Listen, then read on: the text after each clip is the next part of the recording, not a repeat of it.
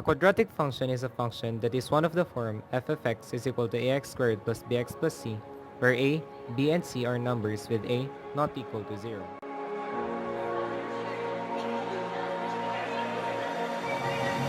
A quadratic function has two forms. One is the standard form and the other is the vertex form.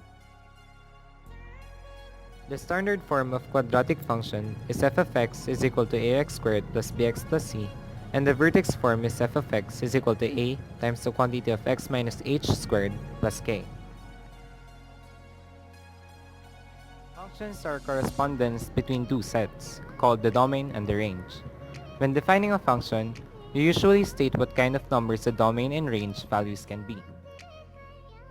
But even if you say they are real numbers, that doesn't mean that all real numbers can be used for x. It also doesn't mean that all real numbers can be function values, or f of x.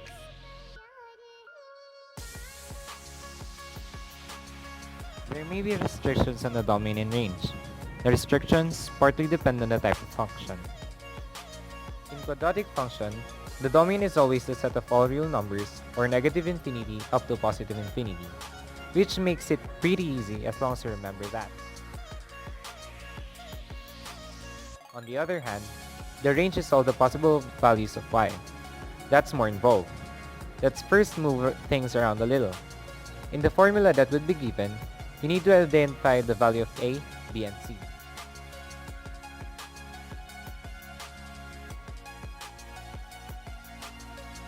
If the range is opening upward, the formula would be quantity of 4ac minus b squared over 4a, comma positive infinity. However, if the graph is opening downward, the formula is negative infinity, comma 4ac minus b squared over 4a.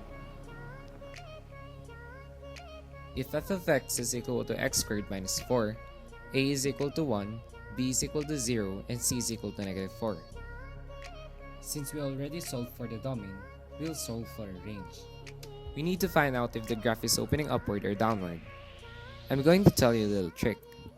Take notice of the x value in the given function.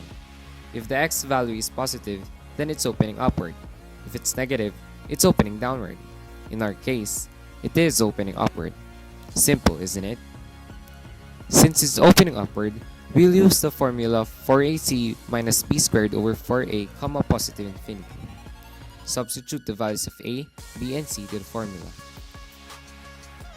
4 times 1 times negative 4 minus 0 squared over 4 times 1, comma positive infinity is equal to negative 4, comma positive infinity.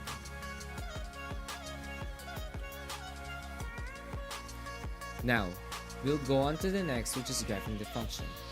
The graph of a quadratic function is a curve called a parabola. All parabolas are symmetric with respect to a line called the axis of symmetry. A parabola intersects its axis of symmetry at a point called the vertex of the parabola. In graphing the function, we need to solve for its vertex first. The formula in finding the vertex is negative b over 2a, comma 4ac minus b squared over 4a. Now look at the formula. Can you see something familiar?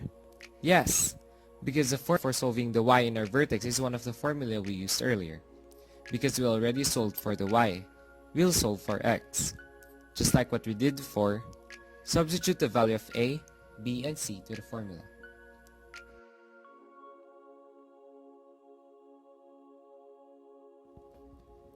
Zero, negative 4 is the vertex of the function. But we can't stop there. The next thing we need to do after you've plotted the vertex is to find the x-intercepts.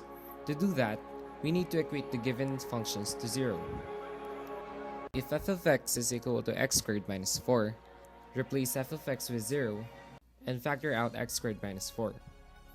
0 is equal to the quantity of x plus 2 times the quantity of x minus 2. X is equals to 2 and x is equal to negative 2. After finding the x-intercepts, plot it on the graph. Connect the 3 dots we solved for, and then we're done.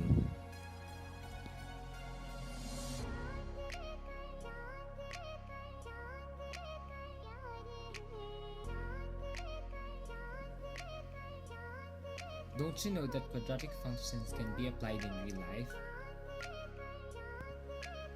Just like in your favorite game of basketball, quadratic functions can be applied.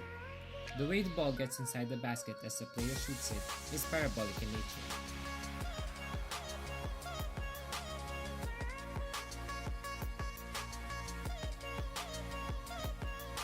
Simon shoots the ball during their training. The highest point the ball reached before it went inside the basket is 10 meters in height and 5 meters in distance.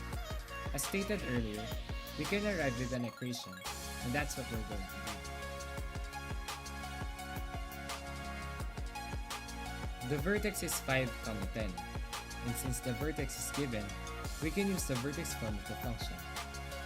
f of x is equal to the negative quantity of x minus 5 squared plus 10. Negative, since the parabola will be downward. We can find out the standard form of the function by simply expanding and simplifying the binomial square. f of x is equal to negative quantity of x minus 5 squared plus 10 is equal to f of x is equal to negative quantity of x minus 10x plus 25 plus 10.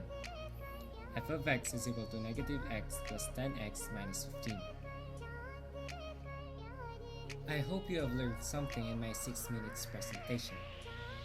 Thank you for watching! Created using Powtoon.